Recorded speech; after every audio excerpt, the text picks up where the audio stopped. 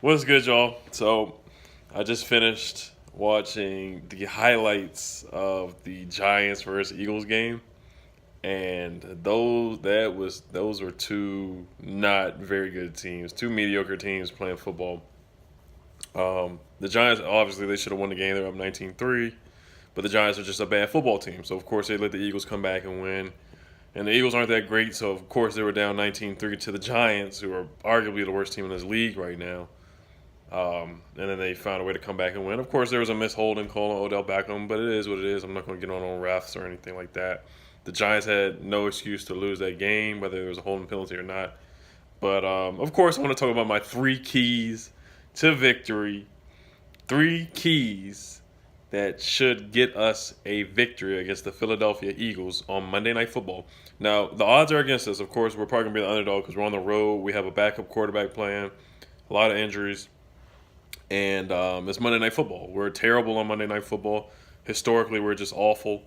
I really wish the game was at 1 o'clock p.m. on a Sunday and not 8:20 or 8:30 p.m. on a Monday night. But my three keys are we got to win the turnover battle. So that means Colt McCoy, you got to relax with the interceptions. You threw three. That's unacceptable. I don't want to make any excuses. Yeah, there was a missed holding call on number 24 for the Cowboys. He did hold. They didn't call it. We're not going to get calls. You're a backup quarterback, so you're not going to get any calls whatsoever. But you got to be smart. You get your reads in. I know you're getting some reps with the first team. You got a long week to train and practice with the first team guys, the starters. So you got to chill out with the interceptions and fumbling the ball. We got to win it. We got to win the turnover battle. Secondly, run the football with Adrian Peterson. This is going to be my key each week because teams know now if we don't get yards with Adrian Peterson, then we're gonna lose. That's their formula is stopping Adrian Peterson. Then you stop if you stop Adrian Peterson, you stop the Redskins. That's what everybody's formula to beat us now is. That's what their game plan is to stop Adrian Peterson. People are like if Adrian Peterson does not get at least 70 to 80 or 90 or 100 yards, then the Redskins are gonna lose. That's basically what they're saying now or thinking. So Colt, you got to step up, and Jay Gruden, you got to play some calls. You got to be creative, man. Get Adrian the football, man. Get him, put him in places where he can be successful, hit the holes. And I know our offensive line is like a third string offensive line right now, but still, Adrian Peterson, we should still be getting some good yards with Adrian Peterson. My third key is tackle. Tackle somebody. Tackle. We have to tackle. We let Amari Cooper go for 100 yards, 180 yards because we didn't tackle. If we would have tackled, Amari Cooper probably would have had 5 catches for 50 yards instead of 5 catches for 180 yards. So a lot of people talking about Ha Clinton Dix, Fabian Moreau trying to strip the ball. And I get it. We forced a lot of turnovers. We forced strips. We strip the ball from people. We take people's cookies and all that. But we got to tackle first.